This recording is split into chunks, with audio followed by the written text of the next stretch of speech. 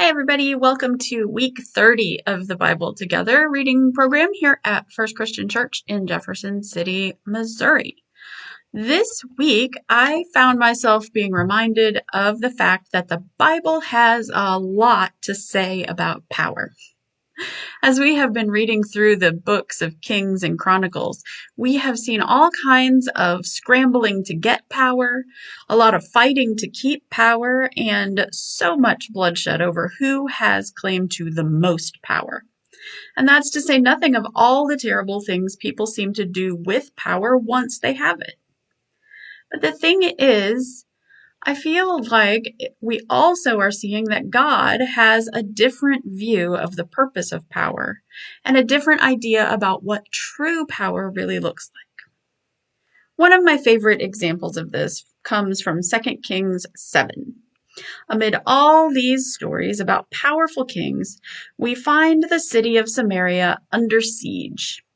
Things are so desperate that people are literally starving.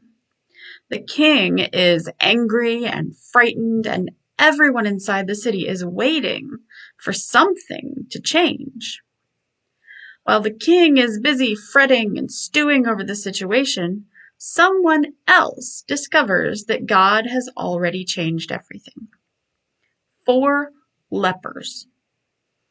These guys decide to go out to the enemy camp and see what's going on because they figure they're going to die of starvation or disease anyway. But when they get there, they discover that the entire army has fled. The camp is abandoned and there's food everywhere. God has provided deliverance for their city, and the people who are first to discover it, it's not the king, it's not the soldiers or the people with any influence at all. It is 4 people who live as outcasts. And then we turn to Matthew and we hear Jesus teaching the same kind of lesson, I think. Jesus doesn't talk about power in quite the same way the kings do, but he is constantly showing us what power looks like in the kingdom of God. He talks about treasure and tells us not to build our lives around things that can disappear.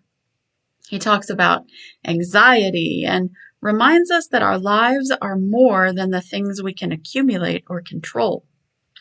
He warns us about judging other people and worrying about appearances. Maybe these readings are all inviting us to consider that sometimes we end up looking for God in the wrong places. What if we've learned to recognize power by wealth and influence, by certainty and control, while God's kingdom actually shows up in compassion, humility, faithfulness, and love? What if sometimes we miss what God is busy doing because we're looking for something more impressive? So, as we read this week, let's try paying attention to the people and places that don't look especially powerful. Maybe we'll discover God's kingdom already breaking in, quietly and unexpectedly, in places we tend to overlook. Thanks for joining me this week. I can't wait to see you again next week. Bye.